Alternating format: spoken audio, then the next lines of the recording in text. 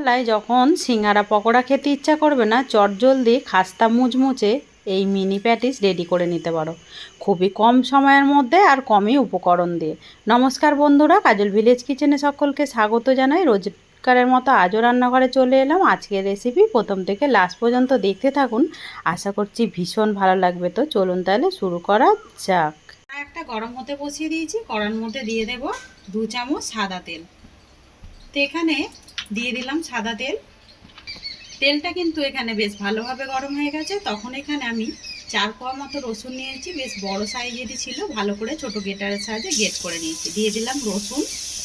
রসুনটাকে দিয়ে একটু ভালো করে তেলের সঙ্গে মিশিয়ে নেব, এতে করে কাঁচা গন্ধটা থাকে, এটা একেবারেই চলে যাবে।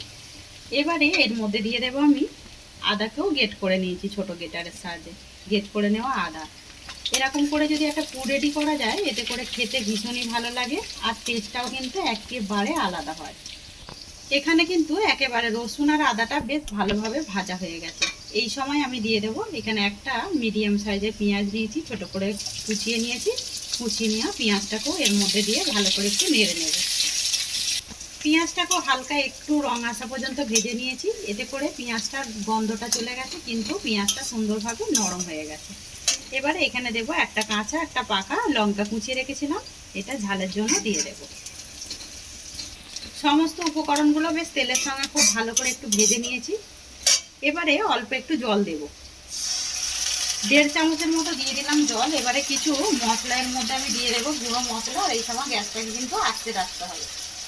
দিয়ে দেব হলুদ গুঁড়ো, আর দেবো এখানে ধনে গুঁড়ো আর জিরে গুঁড়ো। 3টে উপকরণ দিয়ে দিলাম, দিয়ে একটু ভালো করে আগে মিশিয়ে নিতে হবে। সমস্ত উপকরণগুলোকে মিশিয়ে নিলাম। জল দেওয়ার কারণে কিন্তু মশলাটা একেবারে নিচে থেকে লেগে যাবে না, এতে করে মশলাটা ভাজাটা কিন্তু ভালো হবে। আর এবারে ঝালের জন্য আমি আবারও দিয়ে দিচ্ছি এখানে লঙ্কার গুঁড়ো। তো তোমরা চাইলে কিন্তু যে কোনো একরকম দিয়েও করতে পারো, আর ঝালটা দেবে যখন তোমরা তোমাদের মাপ মতোই ব্যবহার করবে। লঙ্কাটাকে দিয়েও আমি খুব ভালো করে মিশিয়ে নিলাম। এখানে মশলাটা একেবারে খুব সুন্দর করে ভেজে নিয়েছি, দেখতেই পাচ্ছ। এইভাবে একটু ভালো করে ভেজে নিতে হবে, তাতে করে মশলার কাঁচা গন্ধটা একেবারে চলে যাবে। এখানে নিয়েছি 200 গ্রাম চিকেন। চিকেনটাকে খুব ভালো করে আমি কিমার মতো করে কেটে নিয়েছি, দিয়ে দেব কেটে নেওয়া চিকেন। আর খুব ভালো করে ধুয়ে তারপরেই আমি কেটেছি। এবারে চিকেনটাকে দিয়েও আমি এর সঙ্গে আগে মিশিয়ে নেব। এখনও কিন্তু এর মধ্যে আমি লবণ দিইনি। এইভাবে যদি পুর করা যায়, এতে করে টেস্টটা কিন্তু দারুণ আসে। আর আমি চিকেন করছি, তোমরা চাইলে এখানে সবজি অথবা পনিরও কিন্তু করতে পারো। এবারে দিয়ে দেবো এখানে মাপ মতো বা স্বাদ মতো লবণ। দিয়ে দিলাম মাপ মতো বা স্বাদ মতো লবণ। লবণটাকে দিয়েও খুব ভালো করে মিশিয়ে নেব আগে। এদিকে নাড়তে নাড়তে খুব সুন্দরভাবে কিন্তু একটা পুর রেডি হয়ে গেছে, দেখতেই পাচ্ছ কতটা সুন্দর হয়েছে দেখতে। এবারে আমি এর মধ্যে দিয়ে দেব সামান্য একটু গরম মশলা গুঁড়ো, যেহেতু চিকেন তাহলে টেস্টটা কিন্তু দারুণ আসবে। এবারে ভালো করে গরম মশলাটা দিয়েও আমি একটু মিশিয়ে নেব। গরম মশলাটাকে দিয়েও খুব ভালো করে আমি মিশিয়ে নিলাম। এবারে আমি গ্যাসটাকে অফ করে এটা ঠান্ডা করে নেব। ওদিকে আগে থেকে আমি ময়দা মাখিয়ে রেখেছিলাম।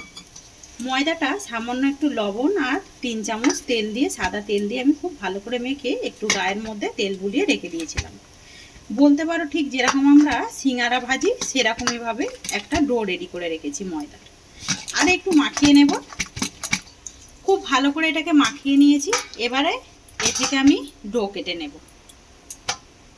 ডো কেটে বেশ সুন্দর করে একটু গোল গোল করে নিয়েছি। এটাকে সাইডে ঢাকা দিয়ে রেখে দেবো। এখানে একটা নিয়েছি চাকি বেলনা, অল্প করে একটু ময়দা ছিটিয়ে দেব যাতে করে না লেগে যায়। এখান থেকে একটা ডো নিয়ে নেব, দুটো পিঠ কোট করে নেব আগে। কোট করে নিয়ে সুন্দর করে আর যতটা সম্ভব পাতলা সেইভাবেই বেলে নিতে হবে। এটাকে পাতলা করে বেলে নিয়েছি, দেখতেই পাচ্ছ এইভাবে ঠিক পাতলা করে বেলে নিতে হবে। একদম অপর দিক থেকে কিন্তু আঙুলগুলো দেখা যাচ্ছে।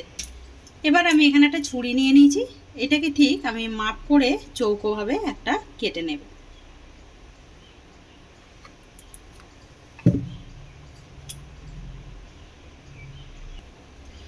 এইভাবে সুন্দর করে আমি কেটে নিচ্ছি, এগুলো ফেলবো না, এইগুলো দিয়ে লাস্টে যখন বেঁচে যাবে তখন আমি রেডি করে নেব। এখান থেকেও আমি এইভাবে কেটে নেব। তো এইটাকে আমি এইভাবে 3টে টুকরো করে নেব। তো এই একইভাবে সমস্তগুলোকেই আমি কেটে নেব।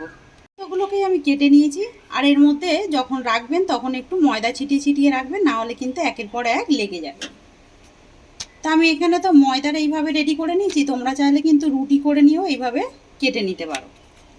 তো এখান থেকে দুটো আমি নিয়ে নেব, ঠিক এইভাবে আমি রেখে দেব।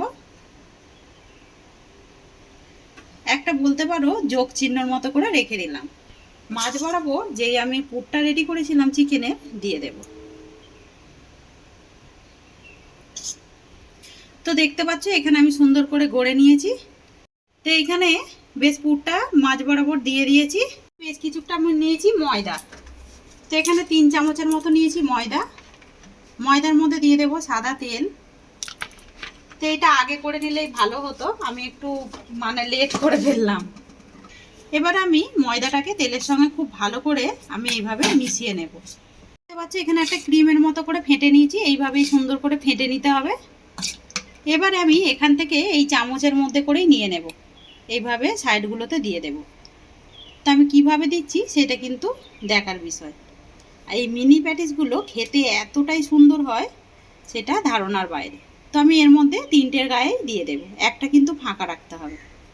এবারে এই নিচেরটা তুলে আমি এর উপরে দিয়ে দেব, তারপরে এই সাইড থেকে নিয়ে এসে এখানে দিয়ে দেব। এইটাকে নিয়ে এসে এর উপরে দিয়ে দেব, তারপরে এইটাকে নিয়ে এসে এখানে দিয়ে দেব। তো দেখতেই পাচ্ছ একটা কেন ফাঁকা রাখলাম। এবার আমি সুন্দর করে প্যাটিসটাকে এইভাবে একটু চেপে দেব সাইডগুলো। একেবারে একটা প্যাটিস কিন্তু রেডি হয়ে গেছে। দেখতে কতটা সুন্দর লাগছে দেখুন, খেতে আরও বেশি ভালো লাগে। একইভাবে সমস্ত প্যাটিসগুলোকেই আমি ঘুরে ফিরে আসছি। তো মিনি প্যাটিসগুলোকেই আমি এইভাবে মুড়ে নিয়েছি। তো এখনও কয়েকটা মুড়তে বাকি আছে, আমি ওইটা লাস্টে মুড়ে নেব। এবারে এটাকে আমি সাইডে রেখে দেব। এখানে আবারও নিয়ে নিয়েছি আমি বেশ কিছুটা ময়দা, দিয়ে দেবো এর মধ্যে জল। জল দিয়ে একটা পাতলা ব্যাটার রেডি করে নেব। তো এখানে দেখতে পাচ্ছি এরকম একটা পাতলা ব্যাটার রেডি করে নিতে হবে। এবারে এখানে আমি আগে থেকে কয়েকটা রুটিকে পিস কাটা রুটিকে গুঁড়িয়ে রেখেছি, বলতে পারো ব্রেড ক্রাম্বস করে নিয়েছি। তোমরা যদি ব্রেড ক্রাম্বস বাজার থেকে কিনতে পাওয়া যায় সেটাও কিন্তু নিয়ে আসতে পারো। এখান থেকে একটা প্যাটিস নিয়ে নেব, নিয়ে এর মধ্যে আমি দিয়ে দেব। এবারে এইটাকে আমি এইভাবে সুন্দর করে উল্টে পাল্টে একটু ঝেড়ে তুলে নেব। এটা কাঁটা চামচ দিয়ে করলেই ভালো হবে। তারপরে ব্রেড ক্রাম্বসের মধ্যে দিয়ে দেব, এতে করে কিন্তু হাতে একদমই লেগে যাবে না। এখানে কিন্তু একটা প্যাটিস একদম রেডি হয়ে গেছে। আর এই দেখুন কতটা সুন্দর দেখতে হয়েছে। এগুলো একইভাবে আমি গড়ে নিয়েছি। এবারে অপর দিকে দেখতে পাচ্ছ সাদা তেল গরম হতে বসিয়ে দিয়েছি। সমস্তগুলোকেই একে একে আমি কড়ার মধ্যে ছেড়ে দেব। এরকম যদি ছড়ানো একটা কড়া থাকে তাহলে কিন্তু বেশ অনেকগুলো করেই ভাজা হয়ে যায়। ওপর থেকে একটু তেল দিয়ে দেব, এতে করে ওপরটাও বেশ ভালোভাবে ভাজা হবে। এইগুলো তোমরা কিন্তু রেডি করে রেখে দিতে পারো। কেউ যদি বাড়িতে অতিথি আসে তখন কিন্তু ঝটপট এইভাবে কিন্তু ভেজে দিতে পারে। এইগুলোকে উল্টে দেব। যখনই দেখবে এরকম একটা সুন্দর কালার এসে যাবে তখনই আমি এগুলোকে উল্টে দেব।